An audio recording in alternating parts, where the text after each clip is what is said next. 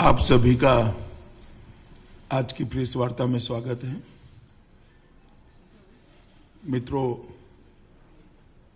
2019 के आम चुनाव का पहले 2 चरण का मतदान समाप्त हो गया है। तीसरे चरण का प्रचार भी समाप्त हो गया है। कल मतदान तीसरे चरण का होगा। देश भर में मतदान की जो सूचनाएं प्राप्त हो रही हैं वो भारतीय जनता पार्टी के पक्ष में बड़े उत्साह के साथ श्री नरेंद्र मोदी जी को फिर से प्रधानमंत्री बनाने के लिए देश की जनता ने मतदान किया है, इसकी सूचनाएं प्राप्त हो रही हैं। बंगाल में भी करीब करीब एवरेज दोनों चरणों में 81% से ज्यादा मतदान हुआ है और मतदान के रुझान स्पष्ट बताते हैं कि बंगाल के अंदर भारतीय जनता पार्टी के प्रति प्रचंड लहर देखने को मिल रही है और एक बड़ा परिवर्तन बंगाल की जनता करने जा रही है। उसके संकेत स्पष्ट रूप से मिलते हैं। अब तक का चुनाव प्रचार और जनता के बीच में जो चुनाव के मुद्दे उभर कर आए हैं वो चुनाव जनता के बीच में देश की सुरक्षा कौन कर पाएगा इसके बारे में जनता मैंडेट देने जा रही है। इस प्रकार के रुझान आए हैं। एक और, मोदी जी के नेतृत्व में एनडीए स्पष्ट नीति देश की सुरक्षा के लिए घोषित कर 5 साल में इसका इंप्लीमेंटेशन कर जीरो टॉलरेंस टुवर्ड्स टेररिज्म, ये नीति को जमीन पर उतारने में भारतीय जनता पार्टी की नरेंद्र मोदी सरकार सफल हुई है और हमने हमारे संकल्प पत्र के अंदर इस नीति को और दृढ़ता के साथ आगे बढ़ाने का वादा देश की जनता के सामने किया है। दूसरी ओर, बिखरा हुआ विपक्ष, हर पार्टी विपक्ष की अपनी वोट बैंक की पॉलिटिक्स के खातिर देश की सुरक्षा के अहम मुद्दों पर चुप दिखाई पड़ती है। ऐसे मसले जिसका जवाब देश की जनता चाहती है, इस पर कोई स्पष्ट नीति या स्पष्ट वादे लेकर विपक्ष जनता के बीच में नहीं आए। विपक्ष के घोषणा पत्र का, विपक्ष के मैनिफेस्टो का एनालिसिस करते हैं तो उसमें देश की सुरक्षा के लिए कोई स्पष्ट नीति का अभाव दिखाई पड़ता है। दूसरा, नेतृत्व के बारे में भी ये चुनाव के अंदर भारतीय जनता पार्टी और एनडीए मोदी जी के नेतृत्व के साथ आगे बढ़ रही है। मोदी जी का नेतृत्व देश भर की जनता ने ये 5 साल में अनुभव किया है। एक निर्णायक नेतृत्व हमने देने का प्रयास किया है, सफल प्रयास किया है। एक पारदर्शी नेतृत्व देने का हमने प्रयास किया है। एक संवेदनशील नेतृत्व, गरीबों के लिए मन में संवेदना रखने वाला नेतृत्व देने का हमने सफल प्रयास किया है और इन नरेंद्र मोदी जी के नेतृत्व को देश की जनता ने स्वीकारा है।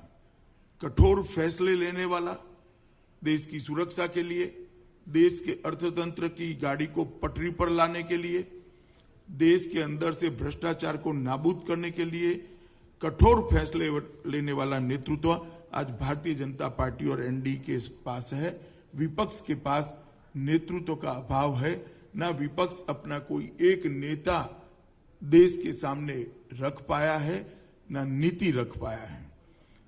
तीसरी बात, गरीब कल्याण के लिए भारतीय जनता पार्टी की सरकार ने, एनडीए की सरकार ने जो 5 साल के अंदर परिणाम लक्षी काम नीचे तक पहुंचे हुए करे हैं, इससे देश के 50 करोड़ गरीबों के अंदर एक स्पष्ट मैसेज गया है और हमारे संकल्प पत्र ने भी इसमें एक बड़ी हामी पुराने का काम किया है कि बनने वाली भारतीय जनता पार्टी की सरकार गरीब कल्याण के लिए अपनी गति और तेज गति से आगे बढ़ाएगी।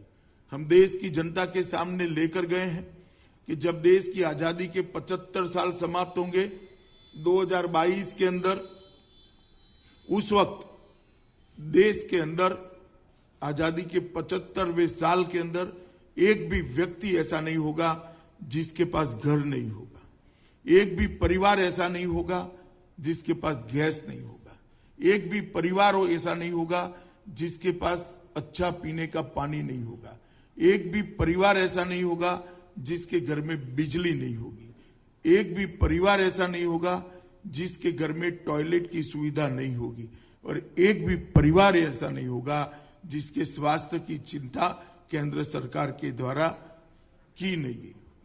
तो एक और 5 साल के किए हुए कंक्रीट काम गरीब कल्याण के लिए, और दूसरी ओर एक खोखले वादों का, ये दोनों के बीच में देश की जनता ने निर्णय करना है। इस प्रकार की ये चुनाव के अंदर अभी तक का जो दृश्य है वो उपसा है। चौथी बात, ये 5 साल के अंदर देश के सम्मान को दुनिया के अंदर बढ़ाने का काम, देश के सम्मान को दुनिया के अंदर सर्वोच्च स्थान पर ले जाने का काम भारतीय जनता पार्टी की सरकार ने किया है, और हमारे संकल्प पत्र के अंदर भी इस बात को आगे ले जाने के लिए बहुत सारा रोड मैप, एक कॉन्क्रीट रोड मैप लेकर हम देश की जनता के सामने गए हैं। और दूसरी ओर बिखरा हुआ वोट बैंक, बिखरा हुआ विपक्ष, वोट बैंक की पॉलिटिक्स और केवल सत्ता प्राप्त करने की चिंता के आसपास उनका मैनिफेस्टो, इनके इर्द गिर्द इनका मैनिफेस्टो उलझा हुआ दिखाई पड़ता है। हमने डेमोक्रेसी के प्रति, लोकतंत्र के प्रति हमारी प्रतिबद्धता को भी और गहराई के साथ दोहराया है। एकमात्र पार्टी भारतीय जनता पार्टी ऐसी है और एनडीए के साथी ऐसे हैं जिनके अंदर इंटरनल डेमोक्रेसी आज भी हमने बरकरार करी है। जिन पार्टियों के अंदर इंटरनल डेमोक्रेसी नहीं होती है, वो पार्टियां देश की डेमोक्रेसी को मजबूत करने के लिए, स्ट्रेंथन करने के लिए अपना कंट्रीब्यूशन नहीं कर सकती हैं। दूसरी ओर जो बिखरा हुआ विपक्ष है, हर पार्टी परिवारवाद से घिरी हुई नजर आती है। अपने परिवार के लोगों को ही आसीन करने के लिए उनके चुनावी एजेंडे दिखते हैं। राष्ट्र की सुरक्षा के लिए, राष्ट्र के महत्वपूर्ण मसलों के लिए भारतीय जनता पार्टी स्पष्ट नीति लेकर आई है, चाहे वो टेररिज्म हो, चाहे एनआरसी हो, चाहे सिटीजनशिप अमेंडमेंट बिल हो, चाहे धारा 370 और 35A को हटाने की बात। ये किसी भी बात पर हमारा संकल्प पत्र कोई कंफ्यूजन नहीं रखता है। क्रिस्टल क्लियर नीति हमने चारों मुद्दों पर अपनाई है। टेररिज्म के प्रति जीरो टॉलरेंस की नीति लेकर हम जाएंगे, इसको आगे बढ़ाएंगे। एनआरसी को देश भर के अंदर एनआरसी को इंप्लीमेंट कर एक राष्ट्रीय स्तर पर नेशनल रजिस्टर ऑफ सिटीजन्स की रचना करेंगे।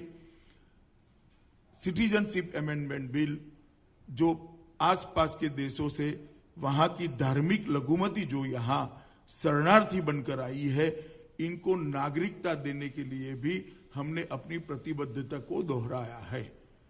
जो बांग्लादेश से शरणार्थी आए हैं, चाहे वो हिंदू हो, बौद्ध हो, सिख हो, जैन हो, क्रिश्चियन हो, वो सबको हम नागरिकता देने के लिए भारतीय जनता पार्टी ने अपने संकल्प पत्र के अंदर स्पष्टता से संकेत दिए हैं। धारा 370 और 35A के लिए भी हमने हमारा कमिटमेंट दोहराया है। जब भी नई सरकार बनती है, वो धारा 370 और 35A को बदलने के लिए निश्चित रूप से, प्रभावी रूप से कदम उठाएगी। जहां तक बंगाल का चुनाव है, बंगाल के 2 चरण के चुनाव में ममता बनर्जी ने अब उनकी बौखलाहट स्पष्ट रूप से नजर आती। 2 चरण के चुनाव में ममता दीदी को अपनी हार स्पष्ट रूप से दिखाई देती है और वही हताशा से प्रेरित होकर वो चुनाव आयोग पर आरोप लगा रही हैं, विपक्ष पर आरोप लगा रही है। सभी लोकतांत्रिक तरीकों का बंगाल के अंदर दफन करने वाली ममता दीदी आज लोकतंत्र की बात कर रही है। वो देखकर कम से कम मेरे जैसे कार्यकर्ता को बहुत अच्छा लगता है कि ममता दीदी को अब लोकतंत्र याद आ रहा है। स्थिति यह है कि हमारी रैलियों को परमिशन नहीं दी जा रही है, हमारे नेताओं के हेलीकॉप्टरों को जमीन पर उतरने की परमिशन न देने वाली ममता बनर्जी आज स्थिति हो गई है कि उनकी रैलियों को जनता परमिशन नहीं दे रही है। कई जगह पे रैली रद्द कर उनको पैदल मार्च करने के लिए मजबूर होना पड़ा है क्योंकि रैलियों में भीड़ नहीं उमड़ रही। मीडिया भी मजबूर है ममता दीदी का स्टेज ही दिखाने के लिए, क्योंकि भीड़ दिखाएंगे तो एक्सपोज हो जाएंगे, इस प्रकार की स्थिति हुई है। तो उनकी रैलियों में कहीं भीड़ नहीं दिखाते हैं, सिर्फ स्टेज दिखाते, ये स्थिति आई है। उन्होंने मतदाताओं के मन में डर का माहौल पैदा करने का पूरा प्रयास किया है, घटनाओं के आधार पर किया है, प्रचार के आधार पर किया है। मगर मैं बंगाल के मतदाताओं का धन्यवाद भी करना चाहता हूं और उनको आश्वासन भी देना चाहता हूं कि चुनाव आयोग के तत्वाधान में ये न्यूट्रल चुनाव होने जा रहे हैं। किसी को डरने की जरूरत नहीं है। अपने मत की अभिव्यक्ति डरे बगैर बेखौफ करनी चाहिए। और पूरे के पूरे गांव जब इकट्ठा होकर वोटिंग करने जाते हैं तो कुछ गिने चुने गुंडे किसी का कुछ नहीं बिगाड़ सकते। मैं बंगाल के ग्रामीण मतदाताओं को अपील करने आया हूं, पूरे गांव ने इकट्ठा होकर मतदान केंद्र पर जाना चाहिए और अपने मत का डर के बगैर अभिव्यक्ति करना चाहिए, अपने मत को अभिव्यक्त करना चाहिए। हर जगह पर सीआरपीएफ तैनात है, हर जगह पर भारतीय जनता पार्टी के कार्यकर्ता भी लोकतंत्र के प्रहरी बनकर खड़े हैं। बंगाल के मतदाताओं को डरने की जरूरत नहीं है और मैं मानता हूं कि समय आ गया है कि बंगाल की जनता ने ये जो भय का माहौल खड़ा किया है, टीएमसी ने इसका मुकाबला करने के लिए। और ममता दीदी कहती है कि ये चुनाव बंगाल का चुनाव नहीं है, ये देश भर का चुनाव है। मैं भी यही कहना चाहता हूं, परंतु बंगाल के लिए चुनाव बहुत महत्वपूर्ण है। बंगाल के अंदर कानून और व्यवस्था की जिस प्रकार से स्थिति ममता बनर्जी ने करी है, ममता दीदी ने करी है, अब सबको लगता है कि कम्युनिस्ट तो अच्छे थे। इस प्रकार के वातावरण की निर्मित ममता दी ने की है। बंगाल की संस्कृति के साथ तुष्टीकरण की वोट बैंक ने, एपीसमेंट की वोट बैंक की पॉलिटिक्स ने बंगाल की संस्कृति को दबाने का, तहस नहस करने का, नष्ट करने का काम किया है। पुलिस और ब्यूरोक्रेसी ने डेमोक्रेसी के अंदर अपना रोल छोड़कर पॉलिटिशियन का रोल ले लिया है, राजनेताओं का रोल लिया। राजनेता मौन है, ब्यूरोक्रेसी और पुलिस ही तंत्र को चला रही है। बाबूशाही ये बंगाल के लोकतंत्र को हड़प कर गई है। नारदा, शारदा, सिंडिकेट राज, इसने बंगाल के अंदर एक भ्रष्टाचार का भयंकर माहौल खड़ा किया है और बंगाल की जनता ये भ्रष्टाचार के माहौल से त्रस्त है। इंफ्रास्ट्रक्चर का डेवलपमेंट 1.001% भी आगे नहीं बढ़ा है। इंडस्ट्रियल डेवलपमेंट भी नीचे नीचे नीचे जा रहा है। और जिस प्रकार से हिंसा ने यहां अपनी जगह बनाई है, इसमें लोकतंत्र भी बहुत आहत है। सुरक्षा को सुनिश्चित करना है, देश को टॉप 5 इकोनॉमी के अंदर शुमार करना है, देश को फास्टेस्ट ग्रोइंग इकोनॉमी का जो अब आज हम पहुंचे हैं उसको और आगे बढ़ाना है, देश के अंदर इंफ्रास्ट्रक्चर बढ़ाना है, देश के अंदर गरीबी का उन्मूलन करना है। परंतु बंगाल के अंदर तो लोकतंत्र बचाने के लिए ये चुनाव बहुत महत्वपूर्ण है। और वो दूसरा, बंगाल के घुसपैठियों की जो समस्या है, इसको ममता बनर्जी समाप्त नहीं कर सकती।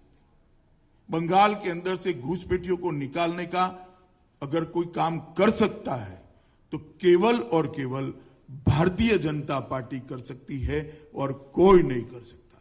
और बंगाल के अंदर जो करोड़ों की तादाद में शरणार्थी आए हुए हैं, उनको नागरिकता देकर अगर सम्मान दिलाना है, उनको अपना भाई बनाकर भारत के अंदर प्रस्थापित करना है सम्मान के साथ, तो वो काम भी केवल और केवल भारतीय जनता पार्टी कर सकती है और कोई नहीं कर सकता। बॉर्डर पर गो तस्करी रोकनी है, नशे की तस्करी रोकनी है, तो मैं मानता हूं भारतीय जनता पार्टी के अलावे पॉलिटिकल विल बंगाल की किसी पार्टी में नहीं है जो बॉर्डर पर गो तस्करी रोकेगा, घुसपैठ रोकेगा और नशे की तस्करी को रोकेगा। सरस्वती पूजा और दुर्गा पूजा को फिर से एक बार सम्मान के साथ रिस्टोर करने का काम अगर कोई कर सकता है तो केवल और केवल भारतीय जनता पार्टी कर सकती है।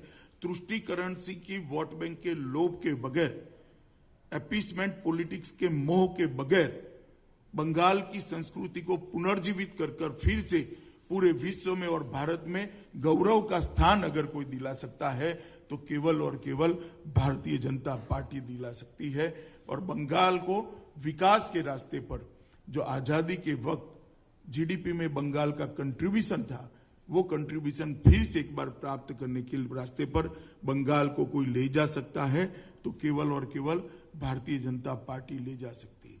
ये 5 साल के अंदर नरेंद्र मोदी सरकार ने बंगाल के विकास के लिए कोई कसर नहीं छोड़ी। पश्चिम बंगाल में 2 लेन, 4 लेन, 6 लेन रोड की सुविधा लगभग 800 किलोमीटर से ज्यादा बढ़ाने का काम ये भारतीय जनता पार्टी की सरकार ने किया है। इसके लिए 10,000 करोड़ रुपए का खर्च किया है। पश्चिम बंगाल में 2,500 किलोमीटर ग्रामीण सड़कों का निर्माण भारतीय जनता पार्टी की नरेंद्र मोदी सरकार ने पूरा किया है। इसके लिए और 1,200 करोड़ का खर्च किया है। भारत बांग्लादेश सीमा समझौता 68 साल पुराना एक विवाद को समाप्त करने का काम भारतीय जनता पार्टी की सरकार ने किया है और एन्क्लेव्स में रहने वाले लाखों लोगों को एक राहत का संदेश पहुंचा है। रेलवे बजट सिर्फ 14 से 18 का 5,400 करोड़ से ज्यादा बंगाल के लिए रखा गया है। कलकत्ता का मेट्रो प्रोजेक्ट पर 12,500 करोड़ रुपया लगाया गया है। स्वामी विवेकानंद ट्रेन की शुरुआत की है। अक्टूबर 2014 में विशेष तीर्थ यात्री पर्यटन ट्रेन की भी शुरुआत की गई है। 2015 में 500 मेगावाट का एक solar park Bharatiya Janata party की नरेंद्र मोदी सरकार ने लगाया है। केंद्रीय सहायता से पश्चिम बंगाल में हावड़ा, न्यू टाउन कोलकाता, मध्यग्राम में 3 सोलर सिटी विकसित करने का काम हो रहा है। पश्चिम बंगाल के बर्नपुर स्थित इसको स्टील प्लांट को आधुनिकीकरण और एक्सपांशन किया गया है। सागरमाला के 41 प्रकल्प के माध्यम से बंगाल के पूरे नक्शे को एक विकसित बंगाल बनाने की दिशा में हम आगे बढ़े हैं।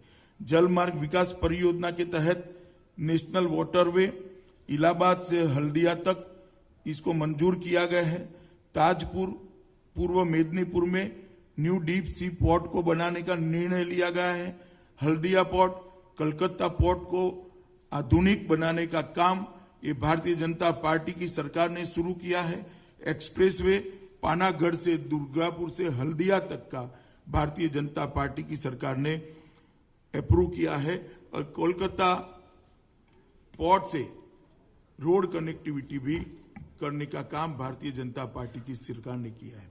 कोलकाता डॉकयार्ड तथा हल्दिया डॉक कॉम्प्लेक्स को रेल कनेक्टिविटी देने का काम शुरू हो गया है। हल्दिया में LNG की फैसिलिटी को दिया गया है। New ICD development in North Bengal Darjeeling के अंदर ये शुरू किया गया है। कोलकाता में integrated export based leather and footwear cluster को बनाने का काम भी ये भारतीय जनता पार्टी की सरकार ने किया है। और मुझे बड़ा दुख है कि जिस योजना से पूरे देश के 50 करोड़ गरीबों को 5 लाख तक का स्वास्थ्य का खर्चा जो नरेंद्र मोदी सरकार उठा रही है, वो आयुष्मान भारत योजना को बंगाल के गरीबों से दूर रखने का काम ये ममता बनर्जी की TMC सरकार कर रही है। मैं बंगाल की जनता को अपील करने आया हूं कि चुनाव देश के लिए तो निर्णायक है ही, परंतु बंगाल के अंदर लोकतंत्र को रिस्टोर करने के लिए भी ये चुनाव बहुत महत्वपूर्ण है। और भय रहित होकर मैं बंगाल के हर मतदाता को अपील करना चाहता हूं कि खुलकर अपना मत अभिव्यक्त करें।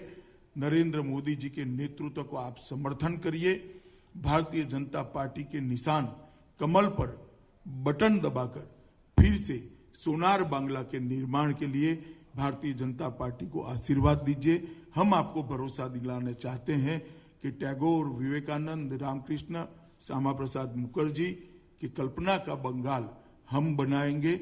आपने एक मौका कांग्रेस को भी दिया, आपने एक लंबा समय कम्युनिस्टों को भी दिया, अब लंबा समय ममता दीदी को भी दिया है। आजादी के बाद बंगाल का विकास थमा पड़ा है, रुका पड़ा है। एक मौका भारतीय जनता पार्टी को दीजिए। हम सोनार बांग्ला के निर्माण के लिए प्रतिबद्ध है और उसको जमीन पर, इस स्वप्न को जमीन पर उतारने का काम भारतीय जनता पार्टी करेगी। आप सबका धन्यवाद। अब आप प्रश्न पूछ सकते हैं। धीरे धीरे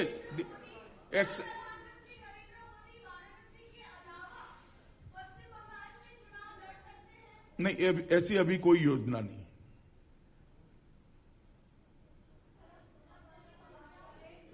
एक के प्लीज मेरा निवेदन है, एक के बाद एक करिए। एक सेकंड, दिलीप दा नाम बोलेंगे, आप खड़ा करिए आराम से, मैं सबके सवाल लूंगा। अमित शाह जी, मनोज्ञा फ्रॉम आज तक इंडिया टुडे। मेरा सवाल यह है कि तृणमूल कांग्रेस के नेताओं का कहना है भारतीय जनता पार्टी एक आतंकवादी संगठन है क्योंकि उन्होंने साध्वी प्रज्ञा को भोपाल से टिकट दिया है, क्या कहेंगे आप?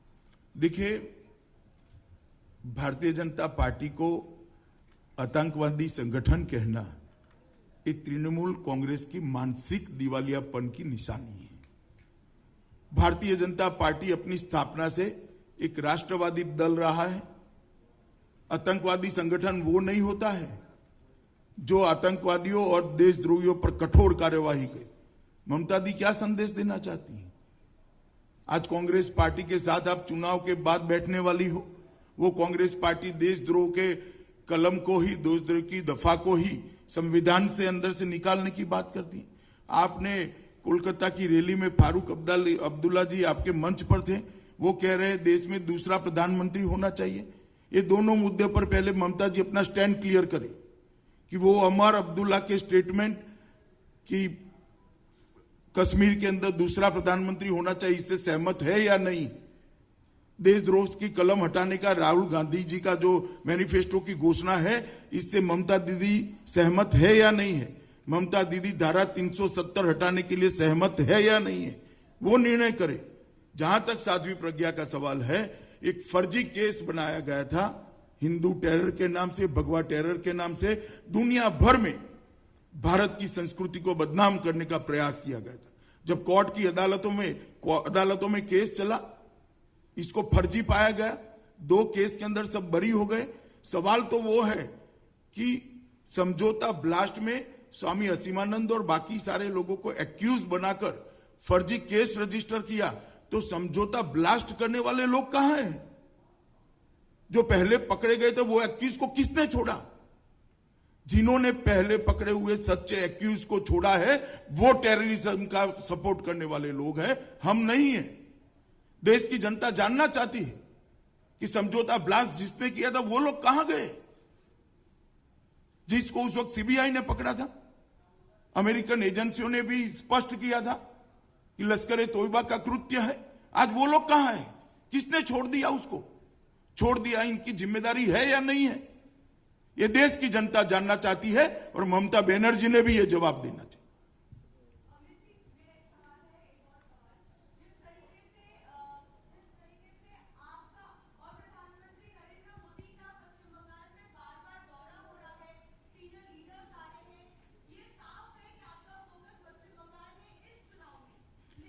एक मिनट मैं स्पष्टता कर दूं। आप पश्चिम बंगाल में शायद रहती है, इसलिए ऐसा लगता है कि हमारा फोकस पश्चिम बंगाल है। हमारा फोकस पूरा भारत है। पूरे भारत में हम दौरे कर रहे हैं। भाजपा के नेता पूरे भारत में जा रहे हैं। चूंकि ममता बनर्जी एक राज्य की नेता है तो वो सिर्फ पश्चिम बंगाल में जा रही। हमारे दौरे पूरे भारत में हो रहे, परंतु ये बात सही है कि विशेष फोकस बंगाल पर है और इस बार बंगाल के अंदर परिवर्तन होने जा रहा है, क्योंकि यहां पर लोकतंत्र को रिस्टोर करना है। अब एक मिनट, अब आगे पूछिए।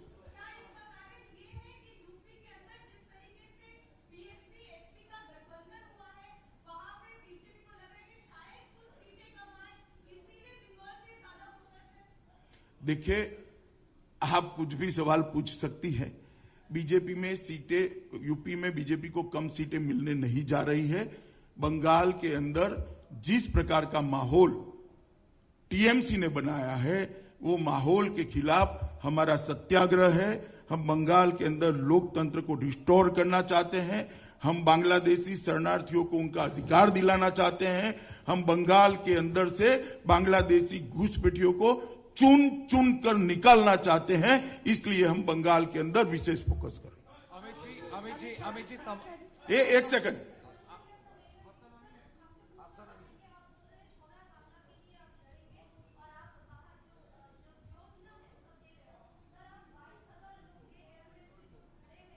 $22,000 लोग जेट एयरवेज का 22,000 लोग का काम गया हुआ है। तो नरेंद्र गोयल को भी आपने जाने दिया और अभी भी जो जितने लोग हैं उनके लिए कुछ नहीं किया। एसबीआई ने उनको हेल्प नहीं किया।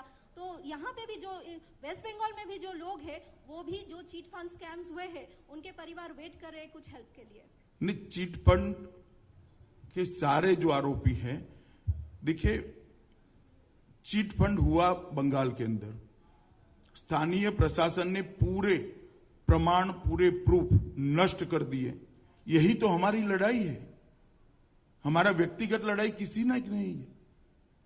यहां की पुलिस ने पहले सारे प्रमाण नष्ट कर दिए हैं। ना ममता दीदी चाहती है कि चिट फंड की जांच हो। हम तो चाहते हैं चिट फंड की जांच हो। जैसे ही यहां पर ममता दीदी की सरकार नहीं होगी, चिट फंड के सारे आरोपियों को अपनी किए की सजा जरूर मिलेगी। इसके लिए हम कटिबद्ध हैं। अमित जी, बस अब बहस नहीं हो सकती बहन जी, आपका सवाल हो गया। अमित जी, एक सेकंड भाई, बोलो ना, आप नाम बोलो। क्या एक सेकंड भाई, अरे भैया, कम से कम एक सेकंड, कम से कम प्रेस वार्ता में तो डेमोक्रेसी रखिए। टीएमसी का कल्चर यहाँ पर भी कहाँ ला रहे हो? एक एक कर पूछिए जरा। Amit ji, Tamal Shah this side from Times Now sir, दो सवाल है। नाम बोलो ना भाई। Sir, Tamal Shah from Times Now. Sir, दो सवाल है। पहला सवाल, ये रायगंज में हम लोगों का इन्वेस्टिगेशन में दिखा कि कुछ गांव में पर्टिकुलर कम्युनिटी को वोट नहीं देने दिया गया और इसके पीछे तृणमूल कांग्रेस पंचायत लोगों की एलिज रोल रहा है। ये है पहला सवाल साहब। तृणमूल कांग्रेस क्या? तृणमूल कांग्रेस की पंचायत के लोग एक पर्टिकुलर कम्युनिटी को वोट नहीं डालने दिया। नहीं, ये तो मैं कह रहा हूं, बंगाल के अंदर लोकतंत्र स्वतंत्र नहीं है। लोगों के मत का गला घोंटने का काम किया जा रहा है। मैं बंगाल की जनता को अपील करने आया हूं कि जरा भी भय मन में रखे बगैर बेखौफ होकर मतदान करिए। पूरे गांव ने साथ में निकलकर मतदान करना चाहिए।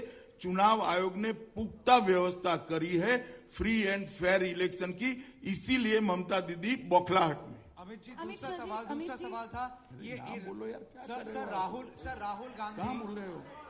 सर राहुल भाई, कोई एक पूछोगे तो सुनाई पड़ेगा, ऐसे नहीं होगा press conference. Sir, I said two question. Sir, Rahul Gandhi का जो एफिडेविट है, उसको अमेठी में एक इंडिपेंडेंट कैंडिडेट ने चैलेंज किया है। उनको कहा गया है कि उनका सिटीजनशिप और एजुकेशनल क्वालिफिकेशन के ऊपर उनको साफ होना है, बिकॉज उस पर डिस्प्यूट है।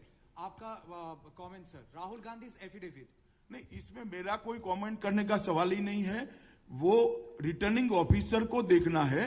किसी निर्दलीय ने आपत्ति की, मैं मानता हूं अगर आपत्ति है और सवाल पूछे गए तो सबने जवाब देने चाहिए।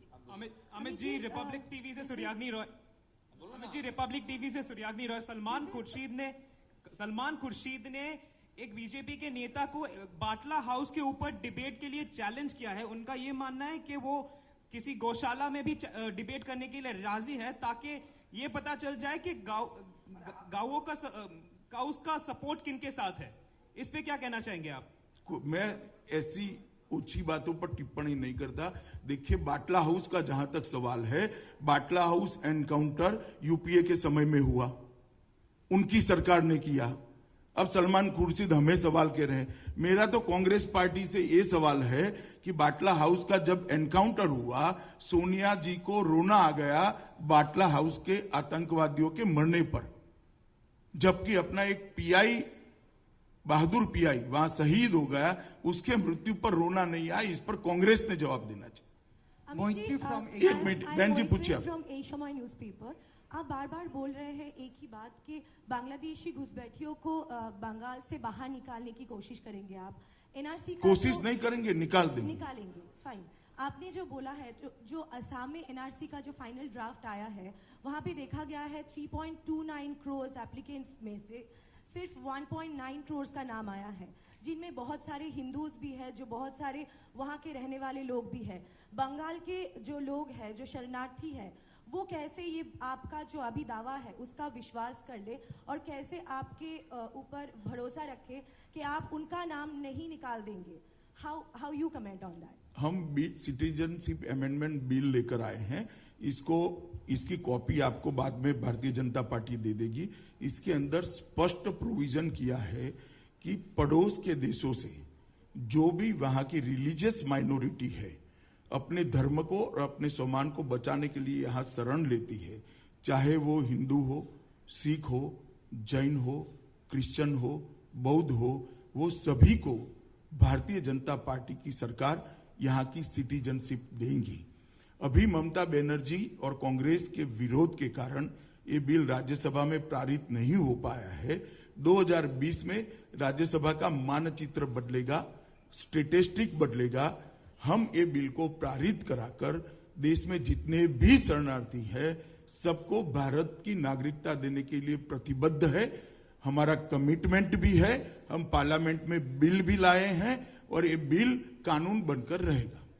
बस बहस नहीं हो सकती, बहस नहीं हो सकती। सवाल का जवाब दे दीजिए। Rohit Khanna, times of India.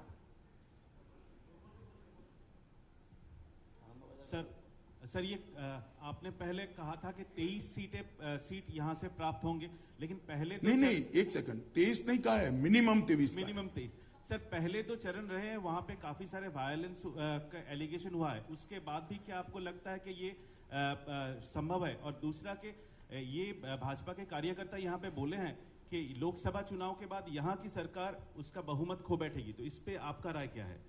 देखिए, जहां तक वायलेंस के बावजूद भी 23 का आंकड़ा पार करने का सवाल है, वायलेंस की एक सीमा होती है लोकतंत्र के अंदर। जब मेजॉरिटी जनता तय करती है कि परिवर्तन करना है, तब इसको कोई नहीं रोक पाता। ममता दी को तो ये मालूम है, इसलिए मालूम है कि कम्युनिस्टों ने भी वायलेंस करते थे, कम्युनिस्ट भी रेगिंग करते थे, मगर जनता ने जब तय किया कि कम्युनिस्टों को निकालना है और तृणमूल कांग्रेस को लाना है, तो कम्युनिस्ट रोक नहीं पाए। इस बार जनता ने तय किया है कि टीएमसी को हटाना है, मोदी जी का साथ देना है, भारतीय जनता पार्टी को लाना है। निश्चित रूप से जितना भी रेगिंग करना वो करने का प्रयास करे, कर नहीं पाएंगे। जनता जागरूक हो चुकी है अपने मत की अभिव्यक्ति के लिए, और अब प्रथम चरण के बाद जो एक्सपीरियंस आया, सभी राजनीतिक दलों ने जिस प्रकार से चुनाव आयोग के सामने अपना पक्ष रखा, चुनाव आयोग ने भी लगभग 90% से ज्यादा बूथों पर सेंट्रल पैरामिलिट्री फोर्स को डिप्लॉय करने का काम किया है। और मुझे लगता है कि फ्री एंड फेयर इलेक्शन की दिशा में बंगाल का चुनाव तीसरे चरण से आगे बढ़ रहा है। सामंतक आनंदबाजार। सामंतक घोष, आनंदबाजार पत्रिका। Mamata Banerjee is saying that चुनाव आयोग यहाँ पे जैसे काम कर रहा है ये अनकॉन्स्टिट्यूशनल है, एक। और दो है, बोल रहे हैं कि जो चुनाव आयोग का जो ऑफिसर्स है वो बीजेपी वर्कर्स के लाइक काम कर रहे हैं। तो आपका इसके ऊपर आपका? चुनाव आयोग का कार्यक्षेत्र पूरा हिंदुस्तान है, पूरा भारत है। हम पूरे भारत में चुनाव लड़ रहे हैं। पूरे भारत में हमारे विरोधी भी है, वैचारिक विरोधी भी है, और सब जगह चुनाव हो रहा है। किसी भी राज्य ने कंप्लेन नहीं किया, सिर्फ ममता बनर्जी कर रही है। इसलिए ममता बनर्जी को जो रेगिंग करना है, करते हुए चुनाव आयोग बीच में रोड़ा बना है, इसलिए वो निरर्गल आरोप लगाने का प्रयास कर रही है। अगर चुनाव आयोग ही ऐसा होता तो महाराष्ट्र में भी कंप्लेन आ सकती थी, तमिलनाडु में भी आ सकती थी, आंध्र प्रदेश और तेलंगाना में भी आ सकती थी, बिहार में भी आ सकती है। क्यों कहीं से कंप्लेन नहीं आती है? सिर्फ ममता बनर्जी के लिए ही चुनाव आयोग ऐसा है? इसका मतलब है उनकी रेगिंग की प्रक्रिया को गंभीर चोट चुनाव आयोग ने अपने निष्पक्ष स्टैंड के कारण पहुंचाई है। इसीलिए मैं जनता को कहता हूं कि भय रखे बगैर अपने मत की अभिव्यक्ति करें। दीपक घोष, एबीपी आनंद। सर, मैं दीपक घोष, एबीपी आनंद। मेरा सवाल यह है कि आप बार बार जब कहते हैं कि बंगाल में आप एनआरसी करेंगे, तो कहीं ना कहीं एक आतंक का माहौल इसलिए पैदा होता है कि असम में एनआरसी किया गया और वहाँ डिटेंशन कैंप में जितने सारे लोगों को रखा गया, अत्याचार के शिकार हुआ, उसमें से एक भारी मात्रा के लोग जो है वो रिफ्यूजी है, वो हिंदू है, वो बंगाली है। इसलिए यहाँ के जो रिफ्यूजी है, बंगाली हिंदू लोग हैं, उनको कहीं ना कहीं ये लगता है यहाँ भी एनआरसी होगा तो हमको भी इसी तरह की स्थिति को झेलना पड़ेगा। जरा भी झेलना नहीं पड़ेगा। पहले सीए भी होगा, सिटीजनशिप अमेंडमेंट बिल आएगा, सारे रिफ्यूजी को, सारे शरणार्थियों को नागरिकता दिया जाएगा, उसके बाद में एनआरसी बनेगा। इसलिए जो शरणार्थी है उसको चिंता करने की जरूरत नहीं है, घुसपैठियों को जरूर चिंता करने की जरूरत है। आप क्रोनोलॉजी समझ लीजिए, पहले सीए भी आने जा रहा है, सीए भी आने के बाद एनआरसी आएगा, और एनआरसी सिर्फ बंगाल के लिए नहीं आएगा, पूरे देश के लिए आएगा। घुसपैठिए देश की समस्या है। बंगाल चूंकि बॉर्डर स्टेट है तो बंगाल के लिए ज्यादा एक्यूट समस्या है, परंतु पूरे देश की समस्या है। तो पहले सीए भी आएगा, सारे शरणार्थियों को नागरिकता दिया जाएगा, तो स्वाभाविक रूप से एनआरसी से उनको भय रखने की जरूरत नहीं। ईशान देव आनंद। और मीडिया भी भय को कम करने का काम करे। जरा मेरी बात को इन्वर्टेड कॉमा में पहुंचाइएगा, भय बढ़ाइएगा नहीं। Amit ji, this is Ishan from Anandabazar digital. Ishan from Anandabazar Digital. Amit ji, Mamata Banerjee has said that a parallel government is being run in West Bengal and 2 officers are being sent from Delhi, and she has also said that हम इसका बदला लेंगे election के बाद। ममता जी भूल गई है, जब वो चुनाव जीती ना तब इससे ज्यादा ट्रांसफर्स हुए थे, इससे ज्यादा ऑफिसरों को स्पेशल ऑब्जर्वर करके भेजा गया था, तब वो चुनाव जीती थी। उस वक्त क्या था? पैरेलल गवर्नमेंट थी क्या? जब आपकी गुंडई रोक ली जाती है, आपका रेगिंग रोक लिया जाता है, तब आपको पैरेलल गवर्नमेंट दिखाई पड़ता है।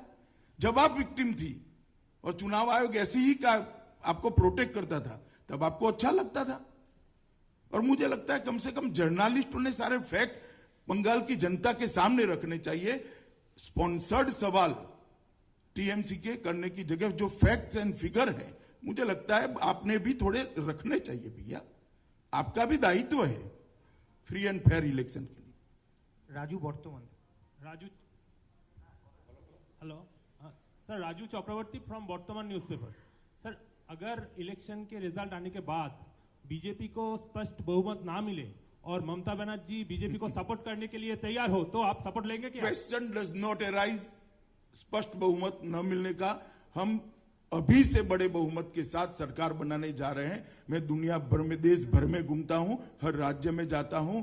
मोदी जी के साथ पूरे देश की जनता चट्टान की तरह खड़ी। Prodipto PTI. Sir, this is Prodipto from PTI. मेरा एक सवाल है कि आप जब भी वेस्ट बंगाल आते हैं तो आप बोलते हैं कि जो चिट फंड के जो आरोपी है उनको सजा दिया जाएगा जब बीजेपी का सरकार आएगा, लेकिन तृणमूल का ये कहना है कि चिट फंड के जो आरोपी है उनमें से ज्यादातर लोग अभी आपके पार्टी में ही है, तो उनके खिलाफ भी क्या आप लोग स्टेप्स लेंगे? देखिए, जिनको भी हमने पार्टी में लिया है, इनका रिकॉर्ड चेक कर लिया है। जब पारदर्शी जांच होगी तब दूध का दूध, पानी का पानी हो जाएगा। अनुपम दा। Amit ji, Anupam Mishra, India TV. मेरा एक सवाल है कि ममता बनर्जी 2 जो चरण पार हो गए हैं उसके बाद कह रही हैं बीजेपी को 150 से ज्यादा सीटें नहीं आएंगी, आपका आकलन। दूसरा आरोप है रुपयों का अनाप शनाप व्यवहार बीजेपी कर रही है, जगह जगह बहुत ज्यादा रुपया बीजेपी खर्च कर रही है। तो पुलिस तंत्र तो उनके पास है, पकड़ ले। उनको चलाना नहीं आता क्या? और 150 से ज्यादा सीट नहीं, ममता दी बंगाल के बाहर कहां गई है तो ऐसा आकलन कर सकती है? बंगाल के बाहर एक भी रैली किया है क्या? मुझे लगता है मित्रों अब आप सवाल फैब्रिकेट कर रहे हो। बहुत सवाल जवाब हो गए, आपका बहुत बहुत धन्यवाद।